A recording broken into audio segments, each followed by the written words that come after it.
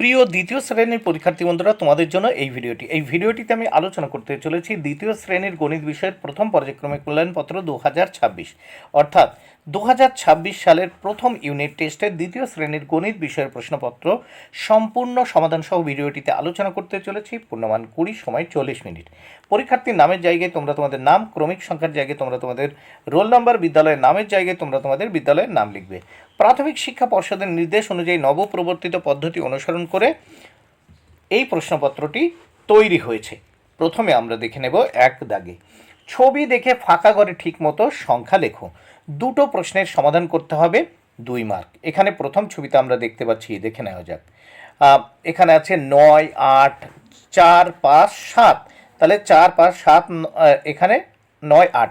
এখানে এবার আমাদের দেখতে হবে, দেখো ছোট সংখ্যার দিক বন্ধমুখ থাকবে এবং বড় সংখ্যার দিক আমাদের খোলা মুখটি থাকবে। তাহলে 4 থেকে বড় 5, 5 থেকে বড় 7, 7 থেকে বড় 8, 8 থেকে বড় 9। এইবার দেখো খ দাগে এখানে আমরা দেখতে পাচ্ছি এখানে আছে 22 আছে, 31 আছে, 29 আছে, 39 আছে, 42।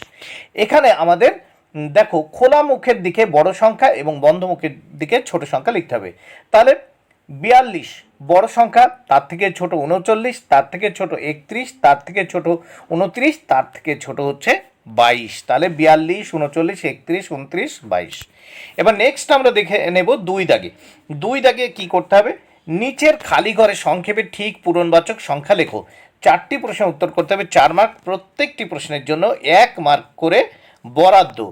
প্রথম 2 ক, গ্রীষ্মকাল বছরের প্রথম ঋতু, দেখো 1 দিয়ে ম, এইভাবে পূরণবাচক সংখ্যায় লিখতে হবে।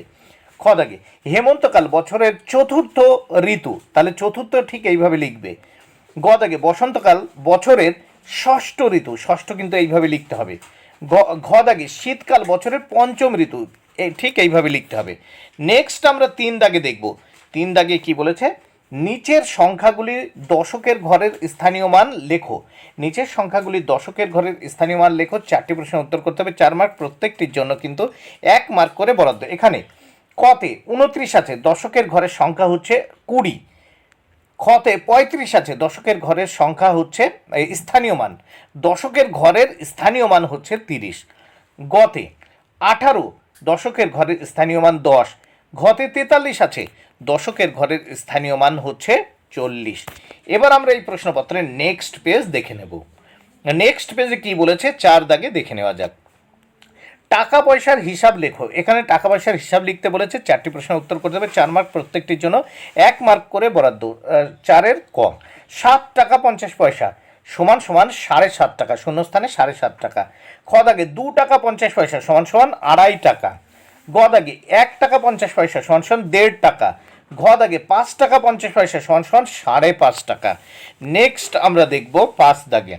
5 দাগে দেখো কি করতে হবে, যোগ ও বিয়োগ করো। 2টি প্রশ্নের উত্তর করতে হবে, 2 মার্ক। প্রত্যেকটির জন্য 1 মার্ক করে বরাদ্দ। 5-এর ক, এখানে দেখো 15 যোগ 11 আছে, আমরা যোগ করব। দেখো প্রথম এই 5 আর 1 যোগ করলাম 6, আর 1 আর 1 যোগ করলে 2, 26 হলো। এবার খ দাগে 7 বিয়োগ 2, দেখো 7-এর থেকে 2 বিয়োগ করলে থাকে 5। নেক্সট আমরা দেখব 6 দাগে। 6 দাগে কি বলেছে দেখে নেওয়া যাক। সমস্যাগুলি সমাধান করো। 2টি প্রশ্নের উত্তর করতে হবে, 4 মার্ক। প্রত্যেকটির জন্য 2 মার্ক করে বরাদ্দ। 6-এর ক, পরিবেশ দিবসে গাছ লাগাবো। আমরা 23টি গাছ লাগিয়েছি। দিদিমণিরা 36টি গাছ লাগিয়েছেন। সবাই মিলে মোট কটি গাছ লাগিয়েছি, দেখো 23 যোগ 36। দেখো আমরা 23টি গাছ লাগিয়েছি, দিদিমণিরা লাগিয়েছেন 36টি, তাহলে 23 যোগ 36। এবার আমরা যোগ করব। দেখো প্রথম 3 আর 6 যোগ করলাম, 6 আর 3 9, তারপর 2 আর 3 যোগ করলাম, 3 আর 2 5, 59। অতএব সবাই মিলে 59টি গাছ লাগিয়েছি। এবার খ দাগে কি বলেছে দেখে নেওয়া যাক। বাবা মিলিকে 6টি বেলুন দিল, তার থেকে 3টি বেলুন ফেটে গেল। এখন মিলির কাছে কটা বেলুন রইল? তাহলে দেখো বাবা মিলিকে 6টি বেলুন দিয়েছিল এবং 3টে বেলুন ফেটে গেল, মানে বিয়োগ 3। তাহলে 6 থেকে 3 বিয়োগ করলাম, থাকলো 3। অতএব এখন মিলির কাছে 3টি বেলুন আছে। বন্ধুরা, ভিডিওটি ভালো লাগলে অবশ্যই লাইক, কমেন্টে শেয়ার করো। Thank you very much. Keep watching my channel.